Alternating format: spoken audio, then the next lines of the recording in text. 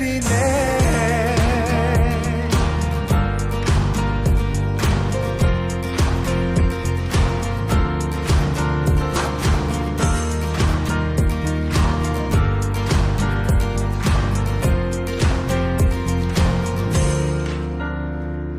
삶을 모두 주께 드리니 그저 주님 곁에 나 머물길 원하네.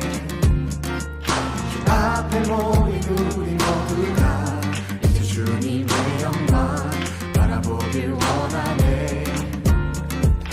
주 이곳에 우리 곁에 이제 영원히 머무소서. 주 영광 올 때에 우리 삶을 주께 그가 사랑으로 내려와 우리 자유케 하니 주 안에서 우리 춤추네. 주의 임재 안에 우리 모두 기뻐 노래하네. 이제 영원히 외치리라.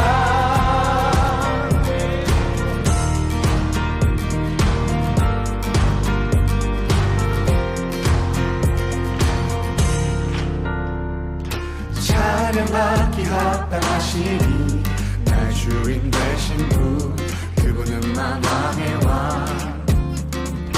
보좌 앞에 모두 절하니 어둠은 거치고 주 영광 가득해. 주 이곳에 우리 곁에 이제 영원히 머무소서.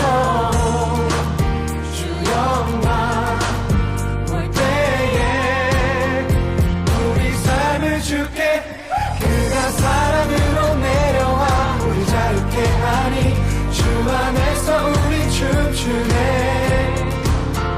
주의 임재 안에 우리 모두 기뻐 노래하네. 이제 영원히 외치리라. 그가 사랑으로 내려와 우리 자유케 하니 주 안에서 우리 춤추네. 주의 임재 안에 우리 모두 기뻐 노래하네. 이제 영원히 외치리라. 주 이곳에 우리 곁에 이제 영원히 머무소서. 주 영광 올 때에 우리 삶을 주께 드리네. 이곳에 우리 곁에 이제 영원히 머무소서. 주 영광 올 때에 우리 삶을 주께 그가 사랑으로 내려와 우리 자유케 하니 주 안에서 우리 춤추네. 주의 임재 안에 우리 모두 기뻐 노래하네. 이제 영원히 외치리라. 그가 사랑으로 내려와 우리 자유케 하니 주 안에서 우리 춤추네. 주의 임재 안에 우리 모두 기뻐 노래하네. 이제 영원히 외치리라.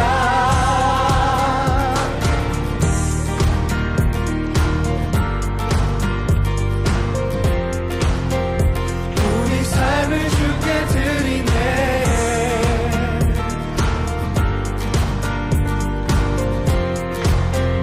우리 삶을 주께 드리네.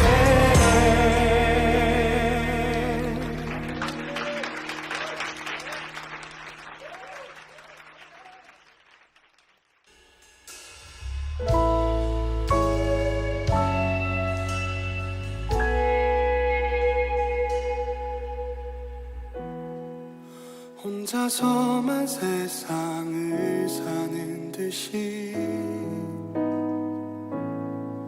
주가 멀어 보이기만 할 때 우리는 바라보아야 하네. 우리에게 오셨던 그 주님을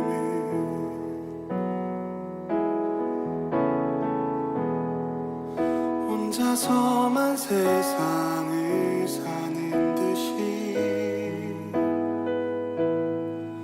주가 멀어 보이기만 할 때 우리는 바라보아야 하네. 우리에게 오셨던 그 주님을. 주님이 우리의 아픈 마음을 아시네. 가까이서 우리의 아픔에 공감하시네. 우리 가운데 찾아오셨던 그 주님이 우리의 모든 상황에 공감하시네.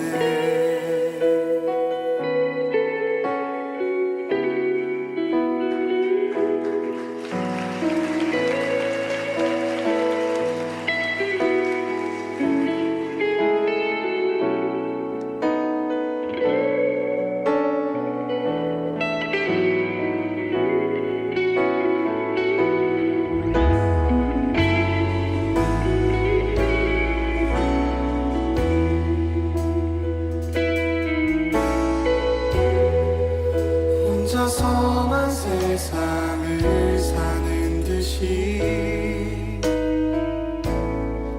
주가 멀어 보이기만 할 때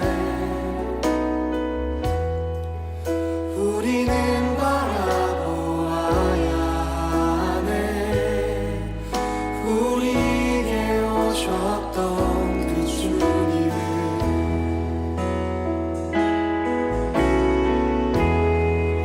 혼자서만 세상을 사는 듯이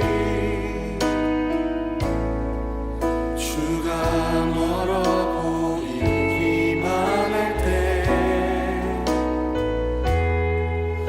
우리는 바라보아야 하네. 우리에게 오셨던 그 주님을. 주님이 우리의 아픈 마음을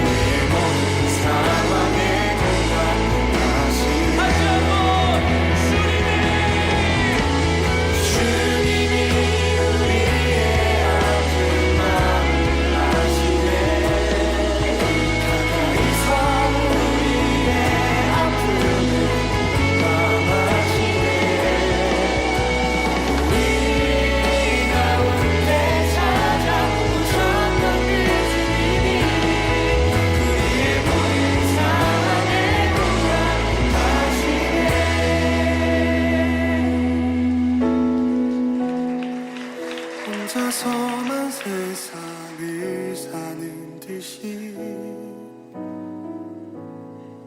주가 멀어 보이기만 할 때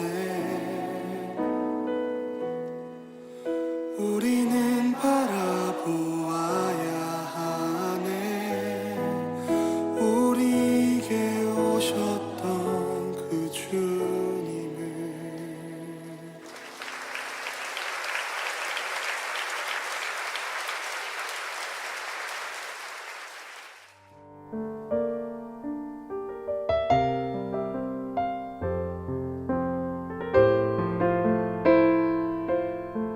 안녕하세요. 오늘도 예배 자리에 나오신 모든 분들을 예수님의 이름으로 환영합니다.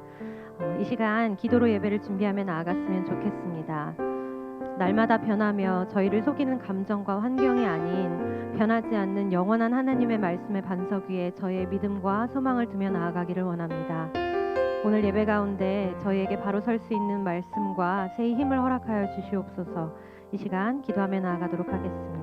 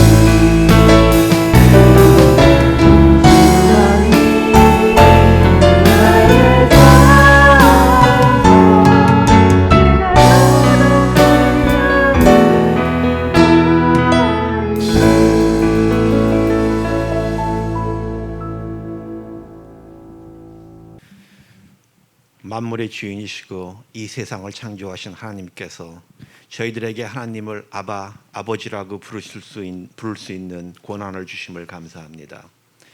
전지전능하신 하나님께서 사랑으로 우리를 대하시고 친히 말씀하시기를 내가 결코 너희를 버리지 아니하고 너희를 떠나지 아니하리라 하셨습니다.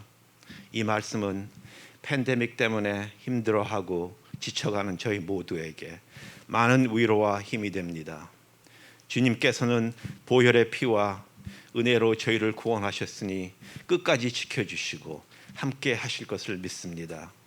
그러니 저희가 부족하지만 저희 삶을 통해서 오직 주님만이 영광 받으시고 저희 삶이 주님께서 기뻐하시는 기도와 찬양이 되길 바랍니다. 하나님, 당신께서 창조하신 이 세상이 코비드 바이러스에 무너져 가고 있습니다. 끝이 안 보이는 코비드과의 전쟁에서 저희는 지쳐가고 많은 이들이 경제적 어려움, 육체적 어려움, 정신적 어려움을 겪고 있습니다. 하나님 도와주세요. 주님께서는 이 세상의 주인이시니 코비드 또한 주님의 권한 안에 있습니다. 그러니 주님께 전적으로 의지합니다. 이 세상이 빨리 코비드의 위협에서 벗어나서 다시 정상적인 세상이 되기를 간구합니다. 또한 많은 어려움에 있는 저희들의 필요를 채워주실 것을 믿습니다. 특히 어려운 상황에서도 선교지에서 위험을 무릅쓰고 위험을 감수하며 주님을 증거하시는 선교사님들과 그 가족들을 항상 기억하시고 지켜주실 것을 믿습니다. 그들의 헌신과 수고가 많은 열매를 맺고 주님께서 큰 상을 주실 것을 간구합니다. 하나님, 저희가 살고 있는 미국이 큰 전환점을 맞고 있습니다. 그동안 미국은 인종, 종교, 성 등 여러 분야에서 문제들이 나타나고 힘들어했으며 갈등이 심화되었습니다. 특히 저희 자녀들을 포함한 젊은이들이 주님을 떠나고 멀리하여 세상을 주인 삼아 죄의 종으로 살고 있습니다.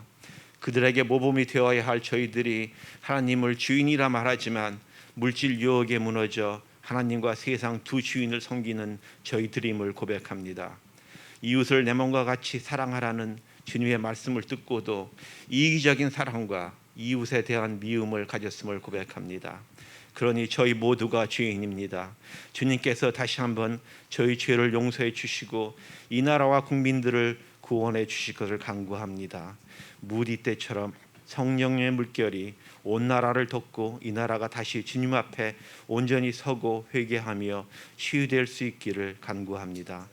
새로 시작한 바이든 대통령 행정부에 지혜를 주시고 힘이 되어 주셔서 하나님이 기뻐하는 이 나라가 되게 주님께서 인도해 주실 것을 믿습니다. 하나님, 주님의 성전에 나오니 이렇게 좋은데 코비드 때문에 어이없게도 교회에서 같이 예배를 드릴 수 없어 교회도 힘들고 저희 믿음 생활도 힘들어졌습니다. 그러나 모든 것을 통해서 선을 이루시는 주님의 말씀을 믿기에 저희 교회를 축복해 주시고 주님의 뜻을 이룰 것을 믿습니다. 저희 예배 장소도 좋은 곳으로 인도해 주실 것을 믿습니다. 저희 교회와 성도를 위해 항상 기도하시는 이상준 목사님과 여러 목자님들 그리고 많은 형제 자매님들의 기도를 들어주시고 그들과 가정에 많은 축복을 주실 것을 믿습니다. 저희 모두가 한 마음 한 뜻이 되어 주님과 함께 동행하면서 서로와 이웃을 위해 기도하고 보살피며 사랑할 수 있기를 간구합니다. 주님의 선물이신 저희 자녀들을 위해 기도합니다.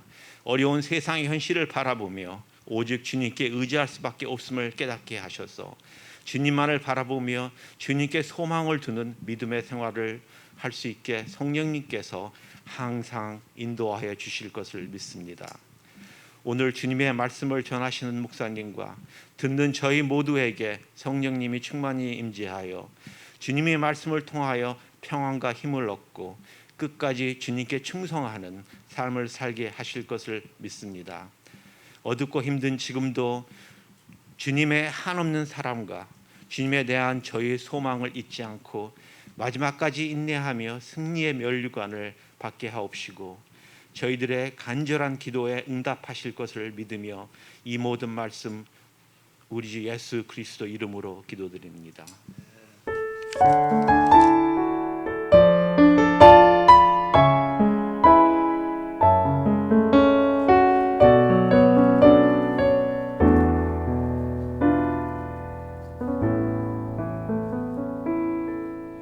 아멘. 여러분 정말 잘 오셨습니다.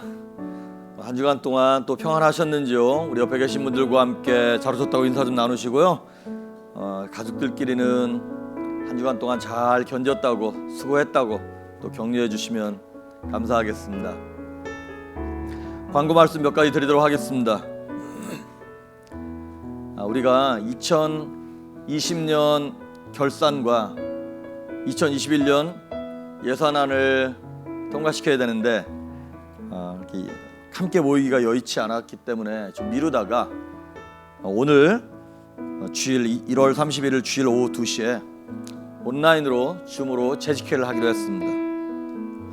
어떻게 해서라도 좀 핑계를 대서 함께 대면으로 좀 모여볼까 싶었는데 아직 컨트라 코스타 카운티 이쪽에서는 실내 모임이 금지되어서 그래서 재직회 온라인으로 예배 마치고 난 다음에 2시에 갖도록 하겠습니다.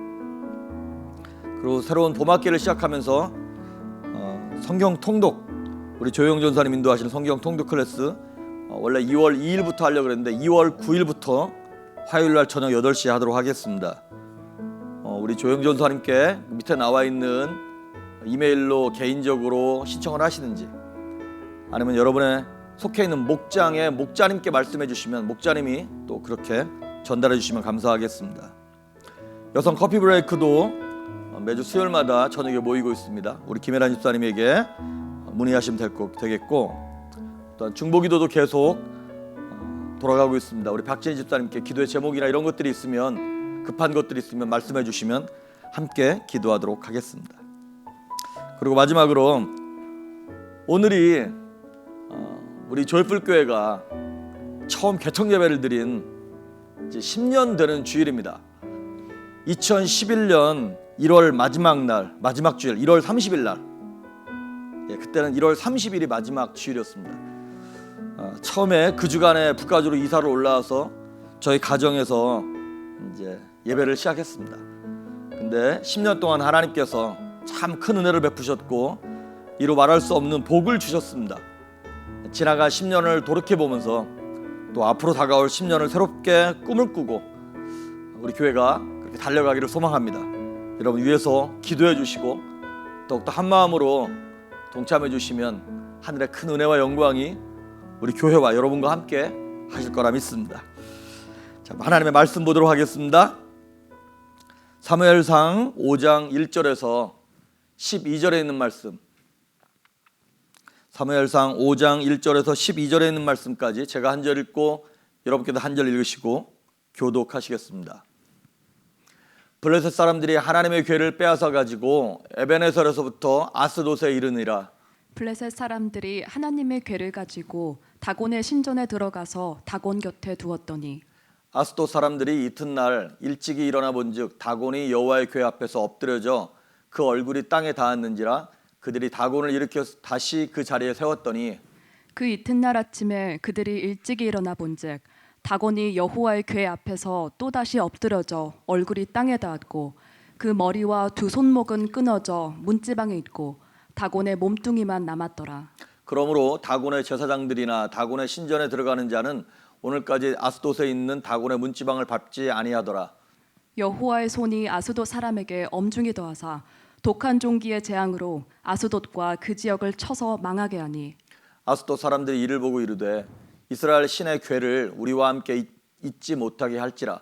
그의 손이 우리와 우리 신 다곤을 친다 하고 이에 사람을 보내어 블레셋 사람들의 모든 방백을 모으고 이르되 우리가 이스라엘 신의 궤를 어찌하려 하니 그들이 대답하되 이스라엘 신의 궤를 가드로 옮겨가라 하므로 이스라엘 신의 궤를 옮겨갔더니 그것을 옮겨간 후에 여호와의 손이 심히 큰 환란을 그 성읍에 더하사 성읍 사람들의 작은 자와 큰 자를 다 쳐서 독한 종기가 나게 하신지라.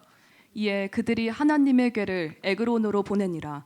하나님의 궤가 에그론에 이른즉 에그론 사람이 부르짖어 이르되 그들이 이스라엘 신의 궤를 우리에게로 가져다가 우리와 우리 백성을 죽이려 한다 하고 이에 사람을 보내어 블레셋 모든 방백을 모으고 이르되 이스라엘 신의 궤를 보내어 그 있던 곳으로 돌아가게 하고 우리와 우리 백성이 죽임당함을 면하게 하자 하니 이는 온 성읍이 사망의 환난을 당함이라. 거기서 하나님의 손이 엄중하심으로 죽지 아니한 사람들은 독한 종기로 치심을 당해 성읍의 부르짖음이 하늘에 사무쳤더라. 아멘. 기도하십니다. 언제나 좋으신 하나님 감사합니다.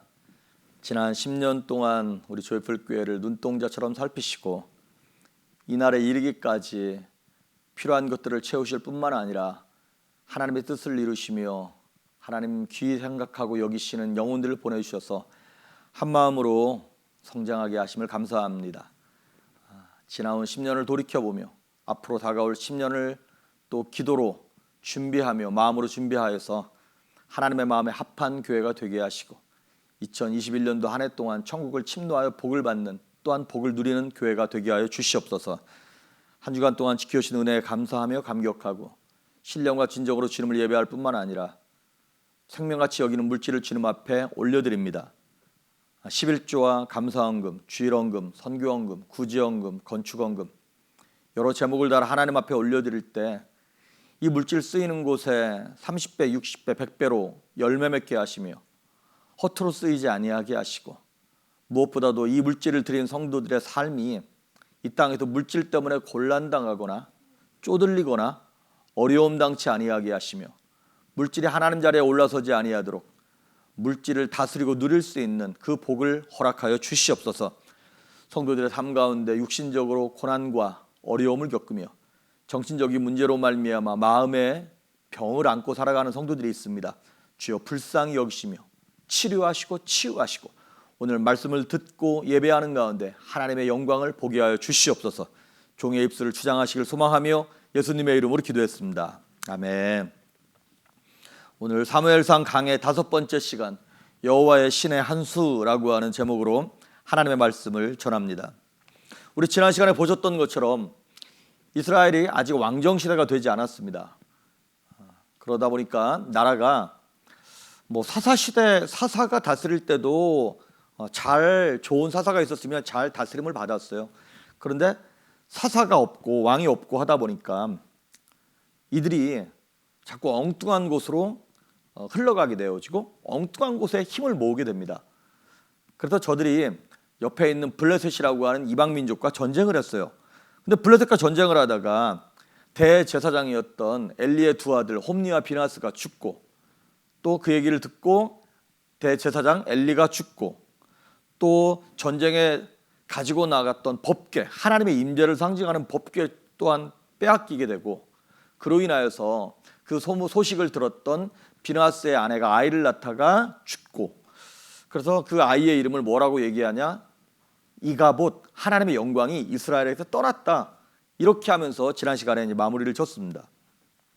하나님의 임재를 상징하는 법궤를 가지고 사실은 요단강을 건넜었고요. 또한 여리고성을 무너뜨릴 때도 법궤가 맨 앞에 감으로 말미암아 그 여리고성도 무너뜨렸던 하나님의 임재, 하나님의 능력을 상징했던 법궤를 전쟁터에 가지고 나갔으면 전쟁을 이겨야 되는데 어떻게 그렇게 무기력하게 전쟁도 지고 하나님의 임재의 상징인 법궤도 빼앗겼냐는 것이죠. 그런데 우리가 한 가지 여기서 기억해야 할 것이 있습니다.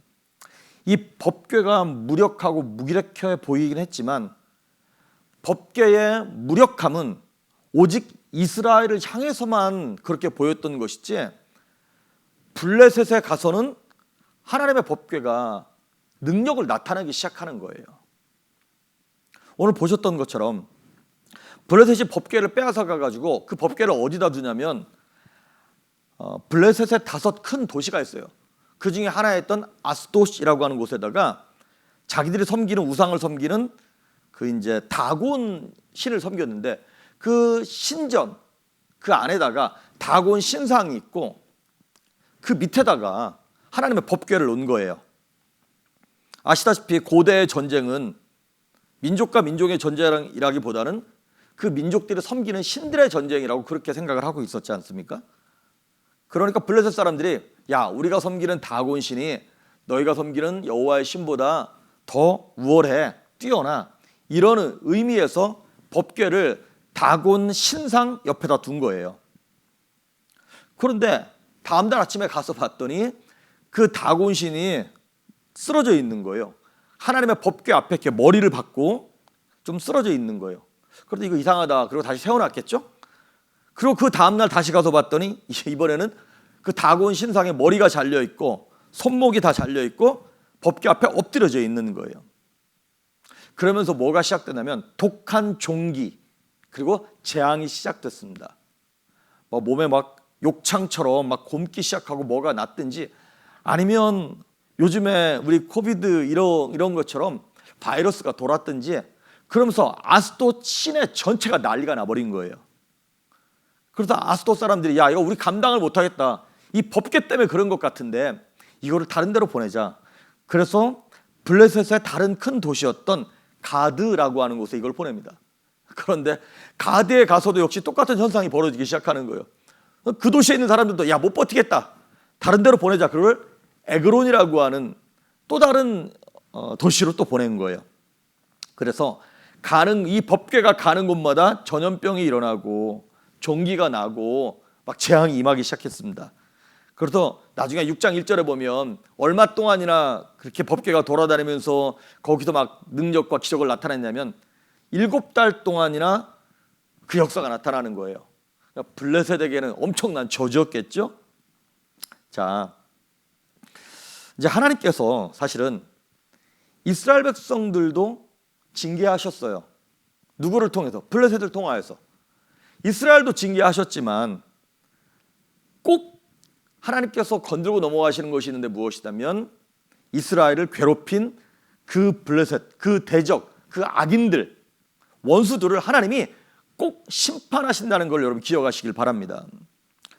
예수 믿는 우리 성도가 하나님 앞에 범죄하고 넘어졌을 때 하나님은 우리를 혼내세요. 근데 우리를 어떻게 혼내는지 아세요? 안 믿는 불신자들의 손을 통해서 우리를 혼내십니다. 이제 우리는 이게 억울한 거예요. 아니, 우리가 좀 잘못하고 악하게 살았긴 했지만 나를 지금 손보고 있는, 나를 회초리로 때리고 있는 저 불신자들, 세상 사람들은 우리보다 더 악한데 왜 우리가 저 사람들 손에 혼나야 되지라고 하는 그 억울함이 우리 성도들에게는 있습니다. 그런데 여러분, 그게 하나님의 방법인 거 아세요? 하나님이 성도를 심판하시고 교회를 손볼 때 세상 사람들을 통해서 우리를 심판하십니다. 그게 너무나 솔직히 억울하고 마음 아프기도 해요. 근데 문제는 뭐냐면 그렇게 혼날 때 하나님이 허락하셨나 보다, 그리고 잘 혼나면 되는데 우리가 이제 여기서 반발을 하는 것이죠. 그리고 우리가 볼 때 이게 너무나 말이 안 되는 거예요. 왜냐하면 불신자들이 우리 교회를 향하여, 성도를 향하여 뭐라고 막 욕을 하면서 큰 소리를 치는 거예요. 기독교를 막 개독교라 그러고 너네가 하는 게 뭐가 있냐 그러고. 사실 우리가 잘못하는 게 많습니다. 하지만 이 세상 전체로 봤을 때 이 돌아가는 사회 사업이나 구제나 이런 걸 봤을 때 자기들이 하는 거에 비하면 10분의 1, 100분의 1도 우린 정말 안 되게 이렇게 잘못하는 건데, 자기들은 진짜 악하게 더럽게 살면서 예수 믿는 사람들 교회를 향하여 막 손가락질 한단 말이죠. 엊그저께 나와 있는 뉴스의 타이틀이 다 그거예요. 개신교 이제는 지긋지긋하다고. 한국에서 특히 요즘에 이제 코로나 바이러스 때문에도 그렇고 너네가 신천지랑 다른 게 뭐냐는 거예요. 그러니까 사실 할 말은 없어요. 하도 잘못을 했으니까. 야, 근데 니네가 우리한테 그런 말 하는 건 아니지 않느냐, 이 말이 여기까지 나오는데. 근데 그렇게 불신자들로 하여금 교회를 탓하고 혼내는 게 누가 허락한 거라고요? 하나님이 허락하셨다는 것입니다.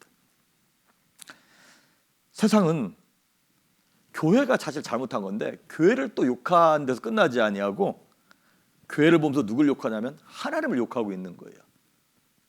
예수쟁이들을 욕하면서 예수님을 욕하고 있는 거예요. 왜 그렇습니까? 그들은 그걸 구분할 수 있는 능력이 없기 때문에. 그러니까 실제로는 사실은 그 악한 세상 사람들이 우리의 잘못을 지적하면서 심판하면서 더 악한 일을 저지르고 있는 것이죠. 이스라엘을 보면서 여호와 하나님을 무시하는 그 블레셋을 향하여 하나님이 가만히 있지 않았어요. 우리가 세상에서 좀 욕먹고 억울해도 우리가 원수 갚으려고 그러면 안 됩니다. 우리가 뭘 잘못했냐고 이러면 안 됩니다. 하나님이 심판하시게 되어 있다는 것이죠. 이사야서 10장 5절과 6절 한번 보시겠어요? 거기 이렇게 나와 있어요. 5절과 6절 시작. 아수르 사람은 화 있을진저 그는 내 진노의 막대기요 그 손의 몽둥이는 내 분노라. 내가 그를 보내어 경건하지 아니한 나라를 치게 하며 내가 그에게 명령하여 나를 노하게 한 백성을 쳐서 탈취하며 노력하게 하며 또 그들을 길거리에 진흙같이 짓밟게 하려 하거니와. 아멘. 그 5절에 보면 아수르 사람들이 이스라엘 백성들을 괴롭히는 거예요. 그래서 아수르 사람들을 어찌 보면 하나님의 회초리로 사용해서 이스라엘을 지금 혼내고 있는 거예요. 아수르는, 바벨론은 하나님의 회초리입니다. 누구를 징계하는 거냐면 이스라엘 백성들, 우리를 징계하는 회초리로 하나님 세상 사람들을 사용하고 계신 거예요. 그 예레미야 50장에 보면 이번에는 바벨론을 들어서 이스라엘을 징계했어요. 그럼 바벨론은 하나님께서 허용하시고 허락하시는 범위 내에서 이스라엘을 회초리로 잘 징계해야 되는데 종아리 몇 대 때리라 그랬더니 이스라엘의 뼈를 부러뜨려 버린 거예요. 한마디로. 그래서 결론은 어떻게 됐냐? 하나님께서 바벨론을 멸망시킵니다. 하나님이 바벨론을 심판하시는 거예요. 오늘 본문을 보시면 5장 6절, 7절, 9절 여기 보면 계속 반복해서 나오는 말이 있는데 무엇이냐면 여호와의 손 이런 말이 나와요. 여호와의 손이 그 지역을 쳐서 뭐 블레셋을 쳐서 누구를 쳐서 이런 말들이 계속 반복되어져 나옵니다. 그렇습니다, 여러분. 악인들은 하나님께서 하나님의 손으로 그들을 손보게 되어 있습니다.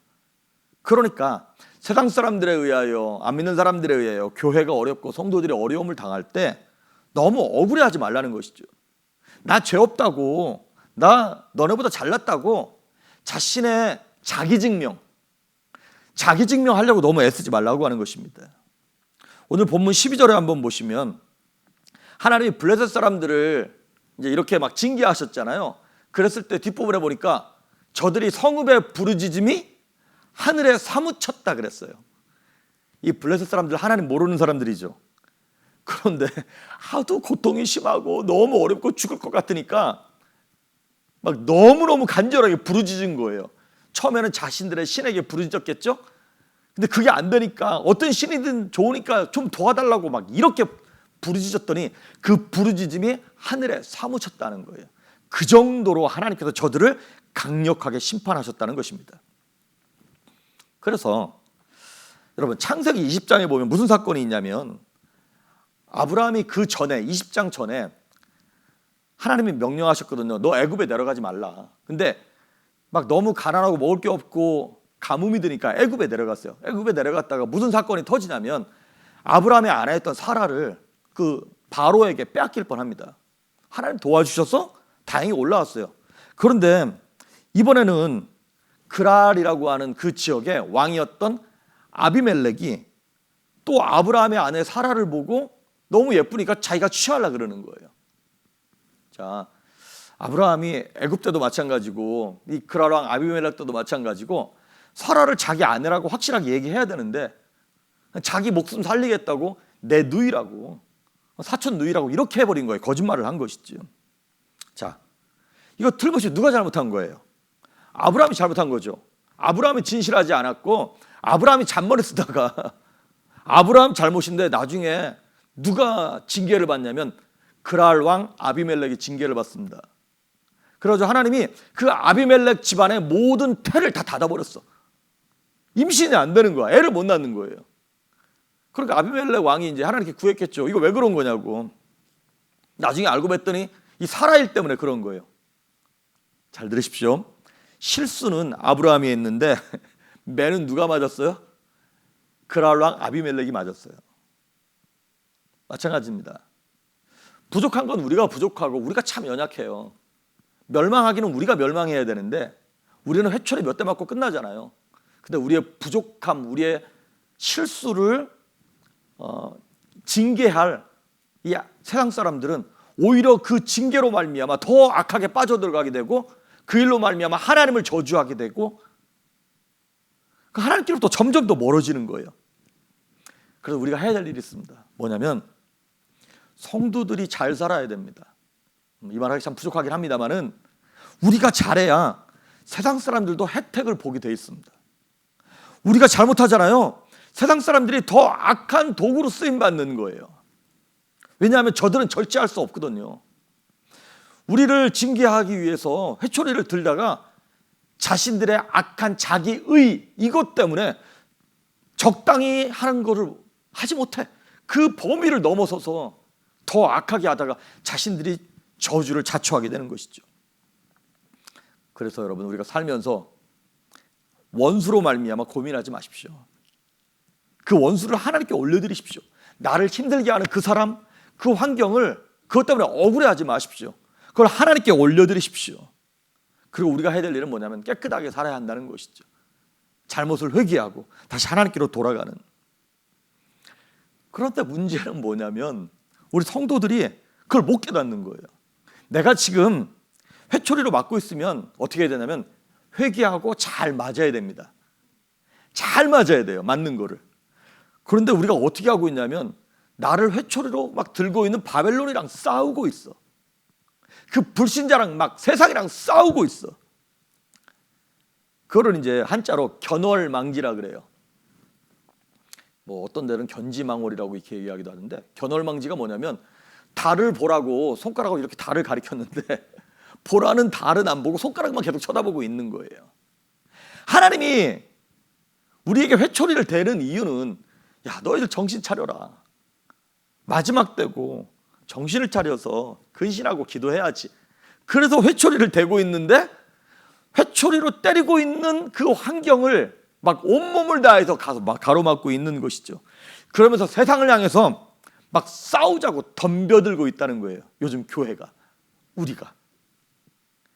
지금 그들은 어쩌보면 하나님의 사명을 가지고 교회를 혼내는 중인데 이게 그러니까 딱 결론을 내지 않으면 외부적인 핍박의 문제가 아니라 교회 내부에 우리 성도 내부의 거룩함의 문제인 것이죠.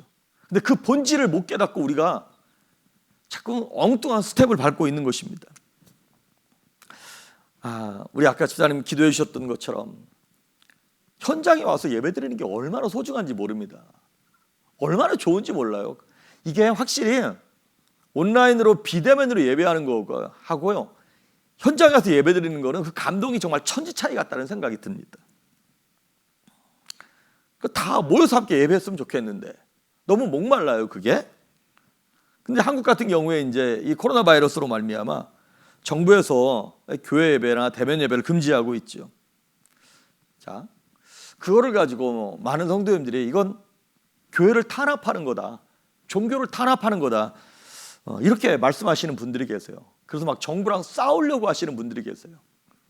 이해는 합니다. 안타깝고 사실은. 그런데 정부도 막 너무 이렇게 막 교회를 핍박하는가 이런 생각이 들 때도 없지 않아 있긴 있습니다만 제가 볼 때는 정부가 그렇게 애쓰지 않아도 될 것 같아요.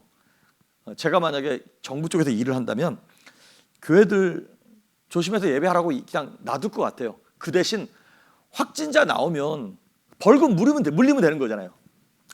한 사람당 세게 물리면 되잖아. 그러면 모여서 예배할 교회 별로 없을걸요? 근데 이걸 억지로 하다 보니까 이제 막 뭐 종교 탄압이다, 교회를 핍박하는 거다, 막 이렇게 얘기가 나오는 것이죠. 그러면서 이제 제가 볼 때 조금 더 안타까운 교회의 반응이 뭐냐면 이렇게 얘기해요. 교회가 아니 식당은 놔두고 왜 교회만 갖고 그러냐? 클럽도 놔두고 노래방도 놔두고 술집은 놔두고 왜 교회만 갖고 왜 그렇게 엄격한 잣대를 들이대냐 막 이러는 분들이 계세요. 저는 그렇게 다른 잣대로 하는지는 잘 모르겠습니다. 근데 그런 말들이 있더라고요. 그러면 만약에 클럽은 놔두고 교회만 갖고 뭐라 그러냐, 이거를 어떻게 해석을 해야 되냐면 제가 볼 때 이런 것 같습니다. 제가 어른인데 빨간불인데 횡단보도를 막 건너가. 경찰이 와서 나를 잡았어. 티켓을 막 띠끼려고 그러니까 제가 이렇게 얘기하는 거죠. 아니, 옆에 있는 제 유치원생하고 초등학생은 왜 안 잡고 나만 잡고 그러냐고. 지금 교회가 그러고 있는 거라는 생각이 들어요. 이건 싸울 일이 아니에요. 이건 교회가 이 기회를 통해서 잘 맞아야 됩니다. 회초리로 잘 맞고, 우리가 그동안 대면 예배를 드리면서 얼마나 허술하게 예배를 드렸나, 얼마나 마음 없이 대충 예배 드리고. 여러분 1년 가까이 지금 비대면 예배 드려보니까 그 함께 모여서 예배 드릴 때가 얼마나 귀했습니까? 근데 그걸 귀한지 모르고 예배했죠. 그래도 우리의 마음과 중심이 없이 드렸던 예배들을 회개하면서 우리 삶을 돌아볼 수 있는 좋은 기회라고 생각되어집니다. 그러니까 지금 현재 이제 한국교회나 우리가 이렇게 교회 내에서 대면 예배를 가지고 문제를 삼는 것은 꼭 이스라엘 백성들이 법궤를 갖고 이거 하나님이야, 이거 얼마나 거룩한지 알아? 이 법궤 만지기만 하면 병이 나. 이 법궤 가지고 나아가면, 이 법궤 가지고 우리 사업하는데 비즈니스 갖다 놓으면 장사가 잘 되고, 이런 식으로 생각하는 거랑 똑같단 말이죠. 그리고 이스라엘 백성들이 성전을 가지고 생각하는 거랑 똑같아요. 성전이 하나님을 예배하기 때문에 귀한 거잖아요. 그런데 이스라엘 백성들은 성전이 하나님이라고 생각을 하는 거예요. 그게 다 뭐예요? 우상 숭배인 거죠. 이 성전이 하나님을 예배해서 함께 제사하고 찬양하고, 그래서 깨끗하게 준비해야 되고, 그래서 성도들이 앉기에 좋은 의자 이렇게 준비해야 되는데, 여기 하나님의 집이고 하나님이 여기 계시기 때문에 최고급 강대상을 갖다 놔야 되고, 막 금으로 만든 뭐 십자가를 걸어야 되고, 이러면 이게 우상 숭배가 되는 거라는 것이죠. 지금 제가 성전이 필요 없다는 얘기를 하는 게 아닙니다. 지금 우리 교회 성전 찾고 있습니다. 예, 성전 예배할 때를 찾고 있어요, 우리도. 그리고 여러분, 이 코로나 때문에 비대면으로 이게 예배하다가 이제 다 풀리고 모여라 그랬는데, 이게 비대면으로 온라인으로 예배하는 게 편하다고 안 오는 거, 이거는 사실은 게으름이고 불신앙에 가까운 겁니다. 우리 교회도 장소가 있기를 바랍니다. 그런데 문제는 그 성전 안에만, 교회 안에만 하나님이 계신 것처럼 교회 안에 하나님을 가둬놓고 세상에서는 내 마음대로 사는 것, 그것이 문제라고 하는 것이죠.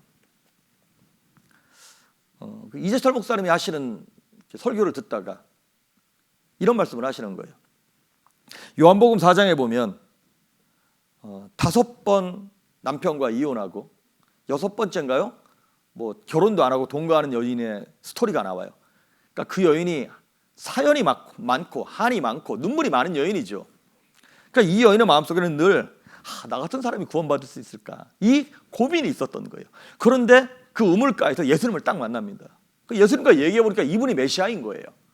그래서 이 여인이 하는 첫 번째 질문이 있었어요. 뭐라고 질문하냐면, 어디서 예배해야 됩니까? 이 산, 그 여인이 사마리아 여인이라고 그랬잖아요. 사마리아 사람들이 예루살렘에 못 가니까 그리심산이라고 하는 곳에다가 산당 같은 걸 만들어 놓고 거기도 하나님을 예배했어요. 이 그리심산, 여기서 예배할까요? 아니면 예루살렘에 가서 예배할까요? 이 질문을 하는 거예요. 그러니까 이 여인은 지금 구원에 관한 문제였고, 위로에 관한 문제였고, 치료에 관한 문제를 하나님께 질문을 한 거예요. 그럴 때는 요한복음 4장 21절에 예수님께서 이렇게 대답을 하셨어요. 시작. 예수께서 이르시되 여자여 내 마름이들아, 이 산에서도 말고 예루살렘에서도 말고 너희가 아버지께 예배할 때가 이르니라. 아멘. 예수님이 너무나 명확하게 말씀하셨어요. 여인아, 여기서 예배하는 것도 말고 예루살렘에서 예배하는 것도 말고, 그러니까 여기서 드리는 예배가 진짜 이게 오리지널이야. 예루살렘에서 예배 드려야지. 이렇게 어떤 장소를, 특정 공간을 절대화하는 것이 뭐냐면 이게 우상숭배라는 것이죠. 그런데 예수님 말씀하시기를 너희가 아버지께 예배할 때가 이르리라, 때가 올 거라는 거예요. 그래서 나온 요한복음 4장 24절의 말씀이 예수님이 하신 말씀이에요. 시작. 하나님은 영이시니 예배하는 자가 영과 진리로 예배할지니라. 아멘. 하나님이 뭐래요? 영이라는 거예요. 그러니까 하나님이 영이시기 때문에 어떤 공간에, 사람의 손으로 지은 육체적인 공간에 갇혀 있는 분이 아니라 영이기 때문에 우리가 어디에 있든 상관없이 신령과 진정으로 하나님을 예배하는 것, 그것이 참된 예배다라고, 온전한 예배다라고 예수님이 말씀하시는 것이죠. 이러고 난 다음에 나중에 사도행전에 가서 보면 스데반 집사님이 설교를 하십니다. 사도행전 7장인가에 보면 굉장히 긴 설교를 해요. 근데 그 스데반 집사님의 설교가 결국에는 뭐냐면 이거예요. 하나님은 어디 계시냐? 하나님은 사람이 손으로 지은 그 건물 안에 계신 분이 아니다. 그 안에 갇혀 있는 분이 아니다. 그러면서 한번 읽어볼까요? 사도행전 7장 48절부터 50절까지 시작. 그러나 지극히 높으신 이는 손으로 지은 곳에 계시지 아니하시나니 선지자가 말한 바 주께서 이르시되 하늘은 나의 보좌요 땅은 나의 발등상이니 너희가 나를 위하여 무슨 집을 짓겠으며 나의 안식할 처소가 어디냐. 이 모든 것이 다 내 손으로 지은 것이 아니냐 함과 같으니라. 아멘. 하늘이 뭐야 49절인가요? 한번 봅시다. 그러니까 하늘이 내 보좌고 땅은 내 발등상이다. 너희가 근데 무슨 내가 거할 집을 짓는다고? 그 의미 없다는 거예요. 그러니까 교회 건물을 사지 말라, 얻지 말라 이런 의미가 아닙니다. 거기만 하나님의 집이다. 하나님이 거기만 계신다. 이렇게 말할 수 없다라고 하는 것이죠. 그러면서 스데반 집사는 무슨 얘기를 하냐면 아브라함이 가나안 땅에 오기 전에 메소포타미아 지역에 있었죠.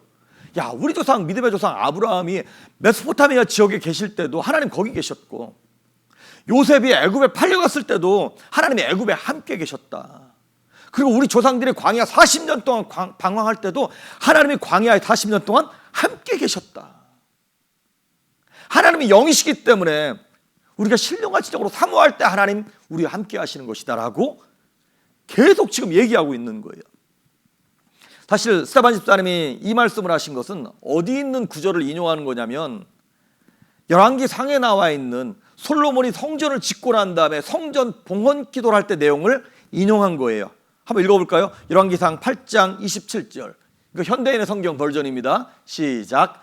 하나님이시여 그렇지만 주께서 정말 땅에 계실 수 있겠습니까?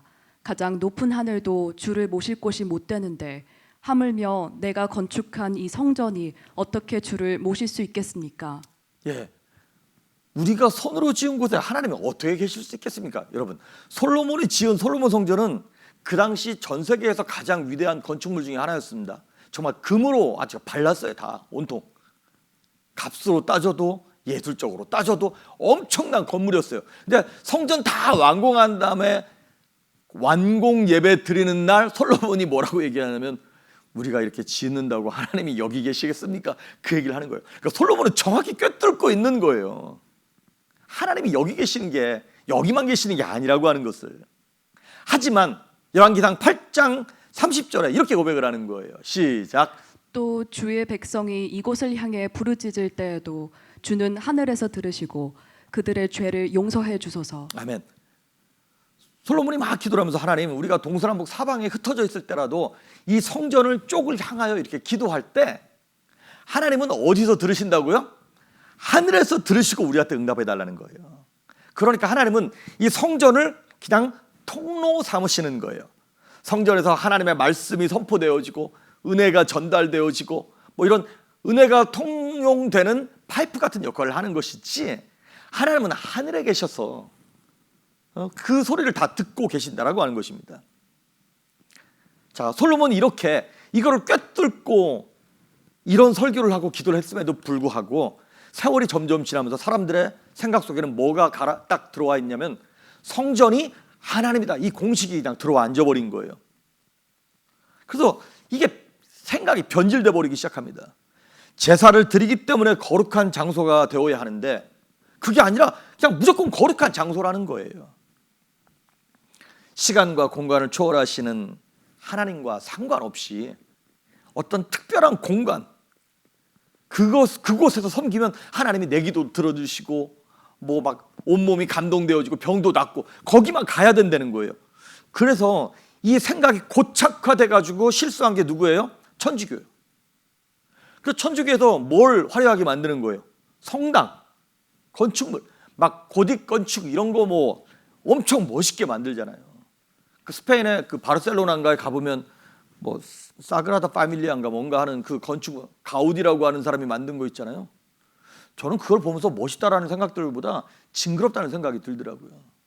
아, 그게 하나님께서 정말, 그러니까 건축물로 보면, 예술 작품으로 보면 훌륭합니다. A+. 근데 예배 처소로 보면 그걸 보면서 이런 거죠. 이렇게 멋있는 건물, 이 웅장한 건물을 보면서 하나님의 임재를 느껴봐, 이거예요. 근데 웅장하다고, 돈 많이 들어갔다고, 멋있다고 거기 하나님 계시는가요? 하나님은 저 시골 구석에 비가 줄줄 새는 권사님이 진짜 뭐 쪼그리고 앉아가지고 이렇게 기도하는 그 작은 건물 안에도 하나님 계시는 거거든요. 그런데 그 성당을 그렇게 멋있게 짓고 여기만 하나님 계시다는 거예요. 그 교회를 또 그렇게 짓고 뭐 수백억 하는 파이프 오르간을 갖다 놓고 소리가 빵빵하게 나면서 그것이 마치 하나님이 계셔서 그것이 하나님인 양, 그곳에 가서 기도하고 그곳에 가서 예배하면 뭐가 되는 것이냐. 그러다 하나님 그것이 너무나 싫었어. 그게 우상숭배인 거잖아요. 어떻게 하냐면 그 솔로몬의 성전을 하나님 부셔버립니다. 어떻게? 누구를 통해서? 바벨론의 침공함으로 말미암아 1차, 2차, 3차 바벨론 침공에 의하여 솔로몬 성전을 완전히 박살나버립니다. 그리고 어떻게 돼요? 솔로몬 성전 박살나고 이스라엘 백성들 가운데 똑똑한 사람들이 다 끌려가는 거예요. 바벨론에 얼마 동안? 70년 동안. 그래서 하나님이 70년 바벨론 포로로 끌려가서 뭐 하게 하셨습니까? 하나님을 예배하는 훈련을 하게 하셨어요. 저는 이걸 볼 때마다 너무 소름 끼쳐. 예루살렘에 놔두고 한 게 아니라 너희가 그렇게 우상처럼 섬기는 성전 그리고 예루살렘 완전히 박살나고 거기서 수백 마일 떨어진 바벨론에 끌고 가가지고 이스라엘 백성들이 예배할 데가 없잖아요.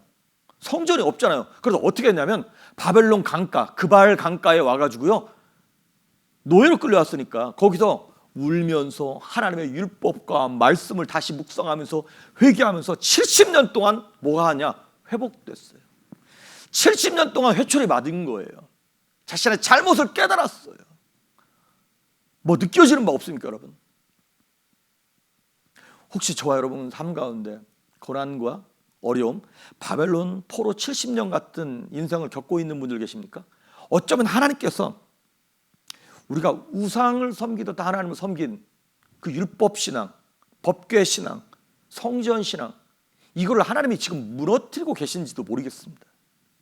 내가 정말 신령과 진정으로 하나님과 인격적인 관계를 갖고 있었던 건지 아니면 내가 필요할 때만 하나님 거기 계십시오. 교회에만 계십시오. 그 교회 공동체, 그 목장안, 그 예배, 재직회 그 안에만 계시고 내 비즈니스에 내가 우리 자녀 교육하는데 내 뭐 취미생활 이거는 건들지 마십시오. 여기는 내 영역입니다. 그런데 하나님이 손을 드시는 거예요. 하나님이 손을 들어서 채찍질 하시고 손을 들어서 우리의 부족한 부분을 가리키고 계시는 거예요. 우리는 얼마나 교만하게 완악하고 강팍하게 우리의 삶을 살고 있었는지요. 그래서 여러분 그 포로 귀환합니다. 이제 다 맞고 난 다음에 이스라엘을 회초리로 때렸던 바벨론은 어떻게 됐어요? 회초리는 쓰고 난 다음에 어떻게 한다고? 부러뜨려요. 바벨론이 망해버렸어. 아니 여러분 전 세계에서 가장 강력했던 나라 중에 하나가 바벨론입니다. 제국 중에 하나예요. 근데 바벨론이 70년 만에 망해버렸어. 80년 만에 망해버렸어요. 누구한테? 페르시아에. 그래서 페르시아 고레스 왕이 나타나가지고 야 이스라엘 돌아갈 사람 돌아가. 그래서 돌아왔어요. 돌아와가지고 이스라엘 백성들이 제일 먼저 한 게 뭐냐? 그 중심에 진실함을 담아서 이제 정말 하나님을 참으로 예배할 믿음의 예배당을 짓자. 심령의 성전은 바벨론에서 70년 동안 졌으니까 이제 함께 모일 수 있는 육신적인 모습의 성전을 짓자. 그래서 만든 것이 스룹바벨 성전이에요. 스룹바벨 성전을 져가지고 거기서 또 하나님 예배했어요. 처음에는 얼마나 감격과 감동이 넘쳐나는지 모릅니다. 그런데 참 인생이 어리석습니다. 시간이 점점 지나면서 스룹바벨 성전 예배에 또 익숙해지기 시작하는 거야. 그러니까 사람들이 범죄하면서 이 성전에 가야만 하나님을 만난다는 거야. 그리고 자신의 개인적인 삶 속에서는 자기 마음대로 자기가 주인이 돼서 살기 시작하는 거예요. 여러분, 이 인간의 미련함과 답답함을 아시겠습니까? 이 영적인 악순환이 계속되는 것이죠.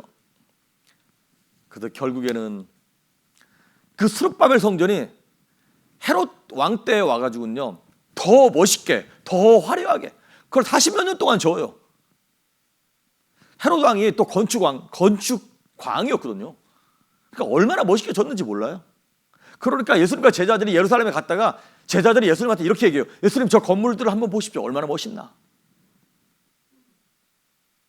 그렇게 성전을 또 우상화하고 그 성전을 중심으로 해서 대제사장들, 서기관들, 바리새인들, 이런 사람들이 자기들끼리의 카르텔을 형성해서 거기서 장사를 하는 거예요. 하나님이 그 예배를 받으셨겠습니까? 그래서 결론 또 어떻게 됐습니까? 나중에 로마가 또 쳐들어와요. 로마에 의해서, 로마의 타이러스 디도 장군이 쳐들어와 가지고요, 이젠 정말 돌 하나도 돌 위에 남지 않게 다 부셔버려요. 거기도 금이 많았어요. 근데 성전에 불을 질러 그러니까 금이 녹아내리면서 벽돌과 벽돌 사이에 금이 다 새 들어간 거예요. 그러니까 이 사람들이 그 금 채취하겠다고 돌을 다 밀어가지고 정말 폐허로 만들었어요. 여러분, 누가 그 성전을 부신 걸까요? 하나님이 부신 겁니다. 우리 하나님께서 로마를 사용해서, 바벨론을 사용해서, 그리고 세상 사람들을 사용해서, 코비드-19을 다 사용해서 우리 삶의 질병과 문제를 사용해서 우리가 짓고 있던 우상과 같은 성전을 무너뜨리시는 겁니다. 우리가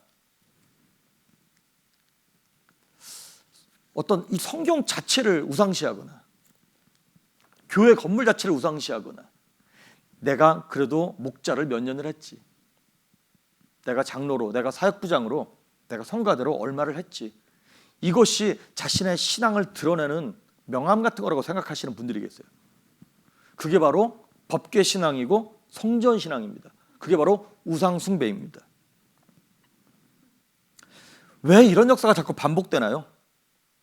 하나님은 끊임없이 우리의 본질을 개혁하기를 원하십니다. 그것이 바로 하나님이 건드시는 신의 한 수예요.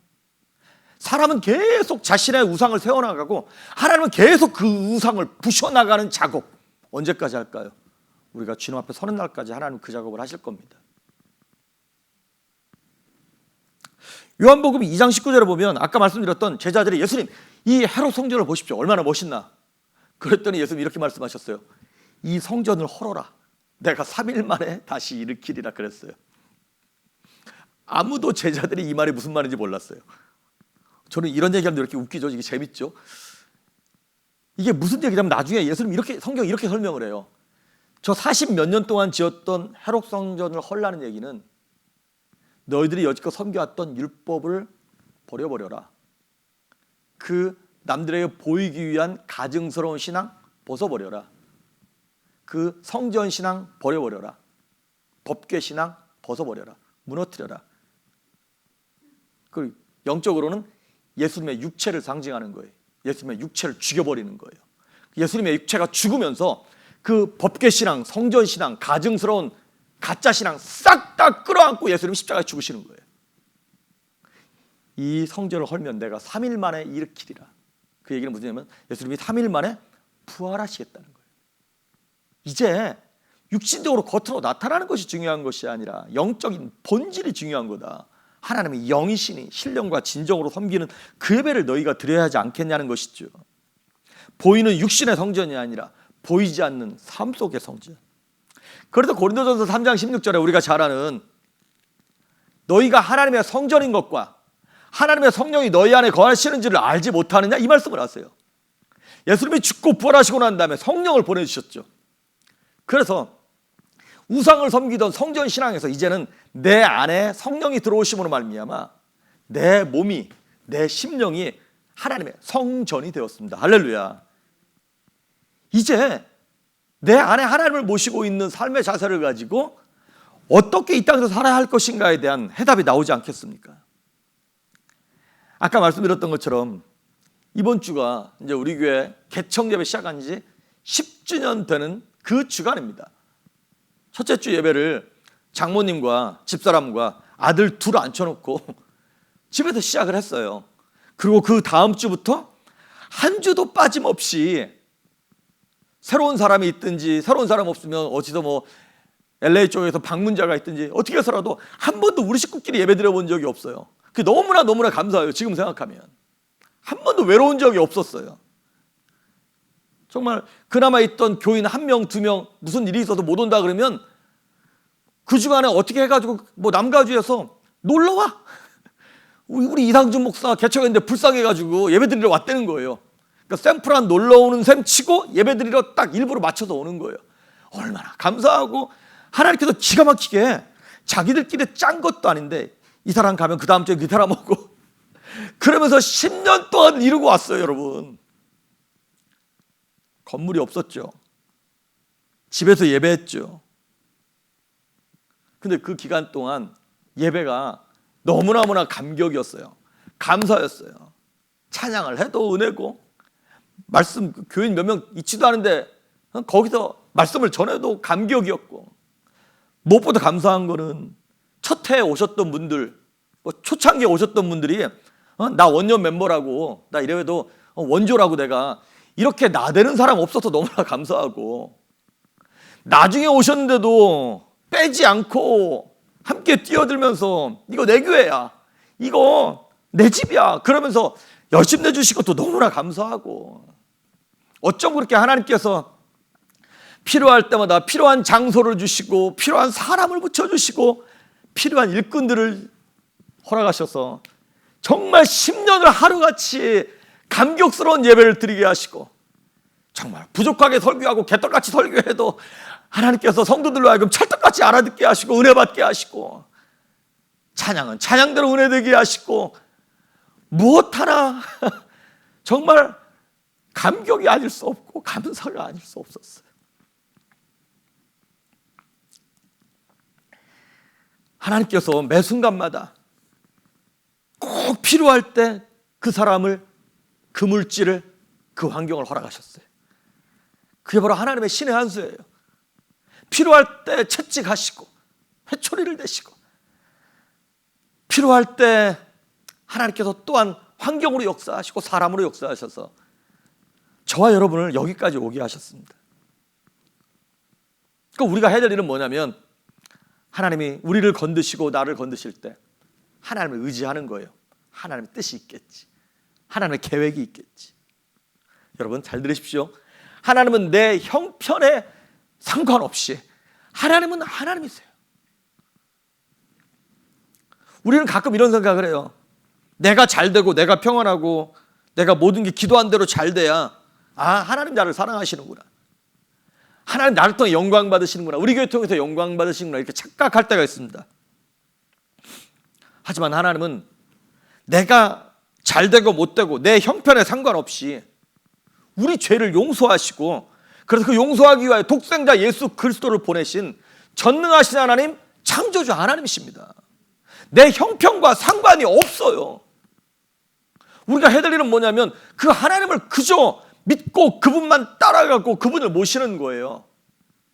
그러면 하나님께서 좋은 것으로 갚아주시는 것이죠. 그런데 우리 안에 너무나 많은 탐욕과 욕심이 우리를 장악하고 있어요. 골로새서 3장 5절은 이렇게 얘기하고 있습니다. 탐심은 곧 우상숭배라고. 탐심이 뭔데요? 욕심을 얘기하는 거예요. 욕심이 잉태한 즉 죄를 낳고 죄가 장성한 즉 사망을 낳는다 그랬잖아요. 여러분, 욕심 자체가 잘못은 아닙니다. 욕심이 없는 사람은 누가 있나요? 근데 문제는 뭐냐면 내 욕심을 이루기 위하여 하나님을 이용하는 게 잘못이라는 것입니다. 하나님을 이용해 내 욕심을 위해서.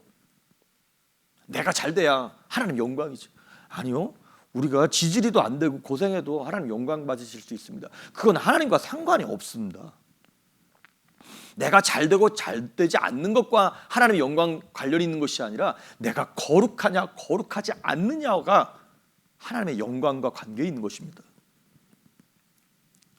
하나님은 절대로 하나님의 영광을 빼앗기지 않았어요. 하나님은 어떻게 해서라도 하나님의 영광을 스스로 알아서 드러냈어요.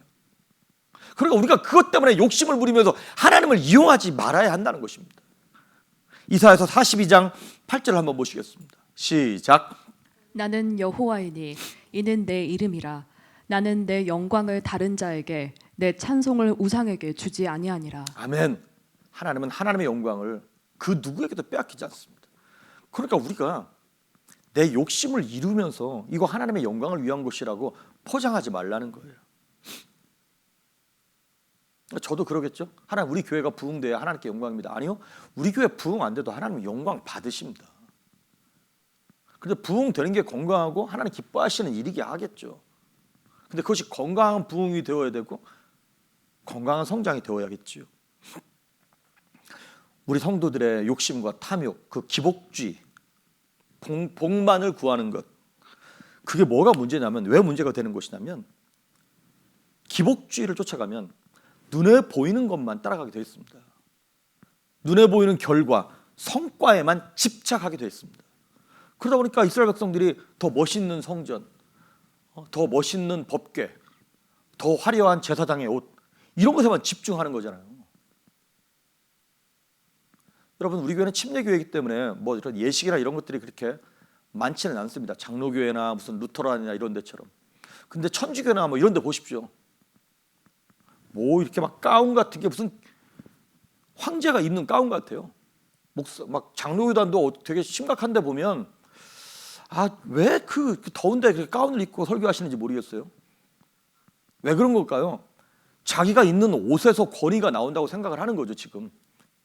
그리고 성도들도 그렇게 보면 목사님이 굉장히 거룩해 보여. 솔직히 말하면 저처럼 이렇게 가볍게 막 하는 것보다 목사님이 좀 더 이렇게 발걸음도 천천히 이렇게 거룩하고, 뭐 그런 분들이 훨씬 더 능력 있어 보이기도 해요. 근데 그렇다고 정말 능력 있는가요? 내 욕심을 쫓아가고 기복주의를 쫓아가다 보면 눈에 보이는 것에만 집착하게 되어 있습니다. 그것이 우리로 하여금 우상숭배로 이끄는 지름길이 되는 것이죠. 그래서 여러분, 성도들의 갈등이 여기에 있습니다. 기복주의를 쫓아가다 보면 멘붕 옵니다. 왜 멘붕이 오냐면, 내가 기도 열심히 했는데 내 뜻대로 안 되거든. 내가 이만큼 헌금했고 이만큼 헌신했으면 이게 돼야 되는데 내 뜻대로 안 되거든. 그러니까 이제 멘탈이 나가는 거예요. 이게 아닌데?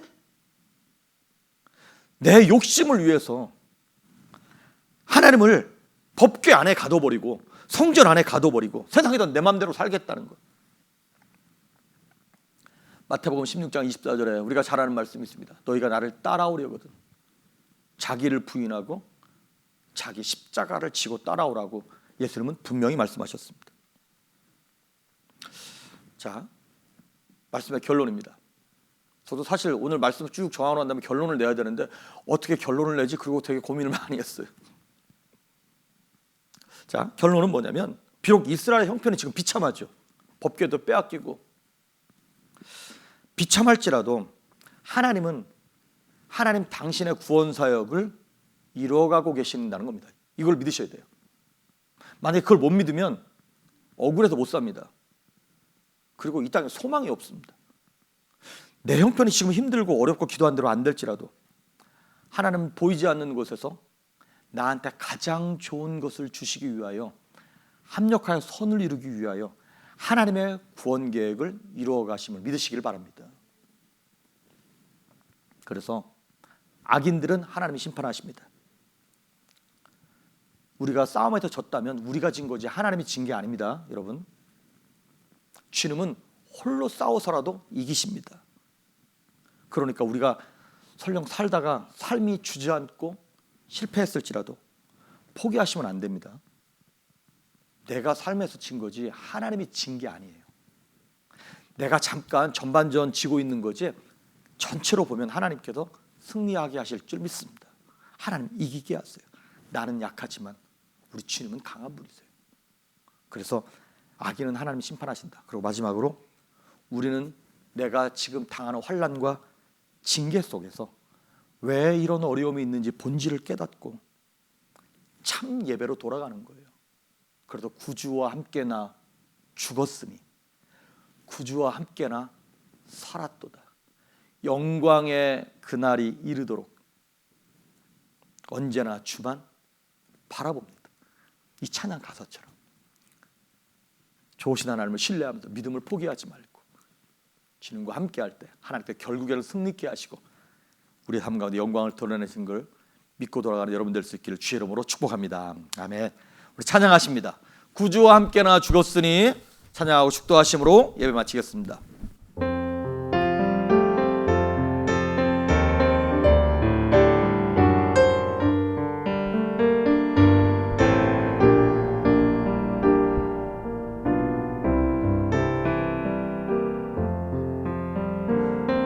구주와 함께나 죽었으니 구주와 함께나 살았도다.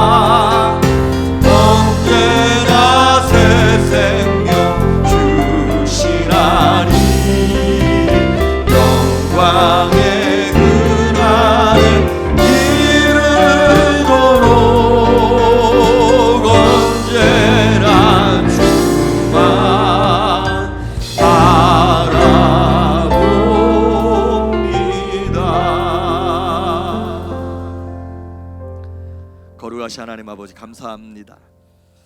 하나님이 우리 인생을 회초리로 치시는 것 같이 마음속에 시험을 받고 무거운 근심이 있고 뼈아픈 눈물을 흘리며 쓰라린 마음으로 탄식하는 성도 우리들이 있습니다. 사랑하는 주의 자녀들, 하나님 불쌍히 여겨 주셔서 하나님이 우리를 건드실 때 회초리를 부러뜨리는 것이 아니라, 세상을 원망하며 환경과 싸우는 것이 아니라 하나님의 마음을 깨닫고 회개할 것들을 회개하며 겸손하고 낮아지고 애통하는 마음으로 엎드릴 수 있는 그 가난한 심령, 애통하는 마음을 사랑하는 성도들에게 허락하여 주시옵소서. 하나님, 세상에서 눈물 뿌리며 육체의 질병으로, 마음의 질병으로 아파하고 물질의 어려움과 자녀의 문제, 부부의 문제, 인간관계의 문제로 말미암아 눈물 흘리는 성도들이 있습니다.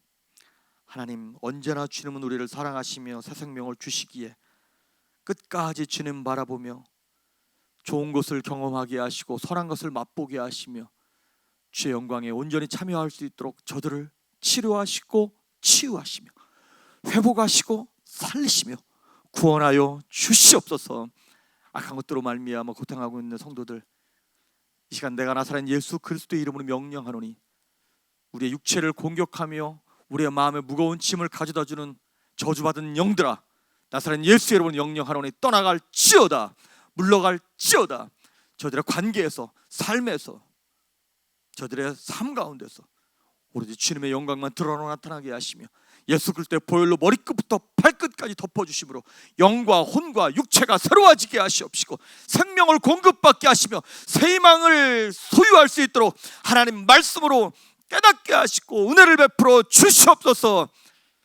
우리 조이풀교회를 10년 동안 지켜주심을 감사합니다. 이제 새로운 10년을 사모하며 주님께서 주시는 꿈과 비전을 품게 하시고 우리 교회가 천국을 침노하게 하시며 사랑하는 성도들이 저들의 삶 가운데 천국을 침노하게 하셔서 복을 누리며 하나님의 영광을 드러내는 주의 귀한 자녀들 될 수 있도록 이 시간 안수하시고 복의 복을 허락하여 주시옵소서. 이제는 우리 주 예수 그리스도의 은혜와 하나님의 무한하신 은혜와 성령 하나님의 감동하시고 감화하시고 충만케 하시고 교통하시고 기름 부으심의 은혜가 하나님이 가르치시는, 알려주시는 그 손길을 바라보며 세상과 싸우고 환경과 싸우는 것이 아니라 주님 앞에 먼저 회개하며 주님께 영광 돌리는 인생으로 쓰임받고자 작정하고 돌아가는 사랑하는 성도들 머리 위에, 가정과 일터 위에, 자녀 위에 이제부터 영원토록 함께 하시기를 간절히 축원하옵나이다. 아멘.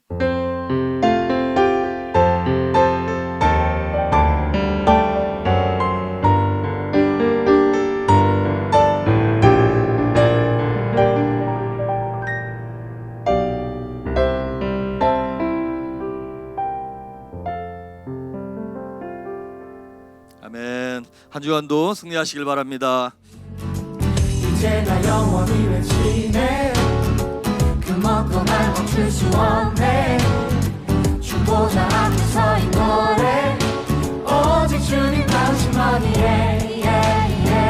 이제 나 영원히 외치네. 그 먹고 날 멈출 수 없네. 주보자 앞에 서인 노래 오직 주님 당신만이에. 주의 품 안에 그 사랑 안에 나 거하길 원하네. 주 안에 나 영원히